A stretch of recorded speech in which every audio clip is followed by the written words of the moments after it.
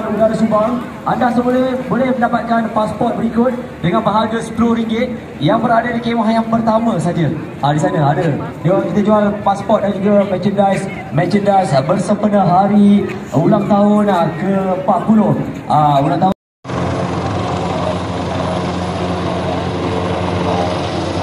Sini In.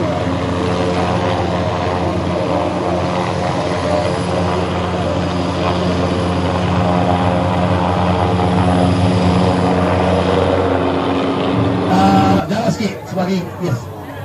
Dah pasal. Tahu. Tak tu. Okey, tuan-tuan dan puan-puan. So gas ni contohnya dia tak bocor macam ni kan. So kalau puan dia bawah, dia gas ni dia sentiasa di bawah tengah. Api takkan rapat dengan hos. So kalau berani kan, kalau tak berani tutup dengan waktu boleh cabut kepala. Kalau pakai ibu jari, masuk tengah tutup. Tu ambil kain kepala macam ni. Kerana ni yang basah ada tutup je.